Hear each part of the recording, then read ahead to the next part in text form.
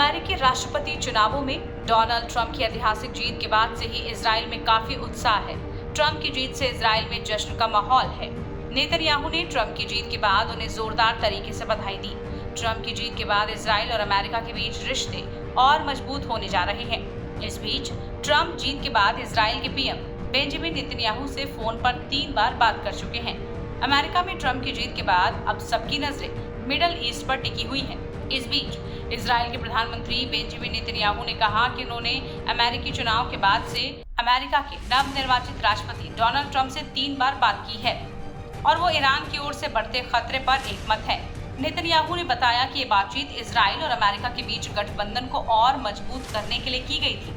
Netanyahu ने बताया कि इजराइल और अमेरिका ईरानी खतरे को एकमत होकर देखते हैं। हम इजराइल के सामने शांति के विस्तार और अन्य क्षेत्रों में ही महान अवसर देखते हैं। उन्होंने बातचीत को अच्छा और बहुत महत्वपूर्ण बताया। पीएम नेतन्याहू ने कहा कि उन्होंने 1 हफ्ते से भी कम समय से पहले अमेरिकी चुनाव के बाद से अमेरिका के नवनिर्वाचित राष्ट्रपति डोनाल्ड ट्रंप से 3 बार बात की है। दरअसल दुनिया भर की नजरें इस बात पर टिकी हुई हैं कि अमेरिका में चुनाव ईरान समर्थित आतंकवादी समूह हमास और हिजबुल्लाह के खिलाफ जारी युद्ध को कैसे प्रभावित कर सकता है। इजरायली प्रधानमंत्री बेंजामिन नेतन्याहू ने कहा कि उन्होंने मंगलवार को हुए चुनाव के बाद से डोनाल्ड ट्रंप के साथ 3 बार बात की है। एक वीडियो मैसेज में नेतन्याहू ने कहा कि बातचीत इजराइल और अमेरिका के बीच संबंधों को और मजबूत करने के लिए की गई थी।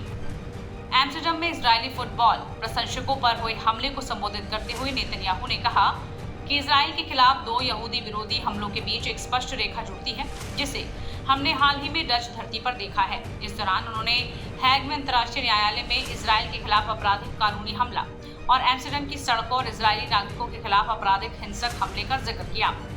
इसके साथ ही नेतन्याहू ने कहा कि हमने इतिहास से कुछ सीखा है। यहूदियों के खिलाफ शुरू होने वाले बेलगाम हमले कभी यहूदियों के साथ खत्म नहीं होते।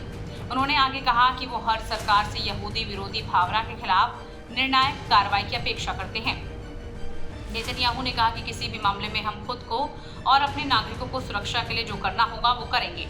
हम इतिहास की भयावहता को कभी भी दोहराने की अनुमति नहीं देंगे। हम ना तो यहूदी विरोध के आगे और ना ही आतंकवाद के आगे कभी भी आत्मसमर्पण करेंगे। इस बीच ईरान और इजराइल के बीच तनाव लगातार बढ़ता जा रहा है। इजराइल के ईरान पर हमले के बाद ईरान ने उससे बदला लेने की बात कही। इस बीच ट्रंप की जीत के बाद इजराइल क्या करता है, इस पर दुनिया की नजरें टिकी हुई हैं।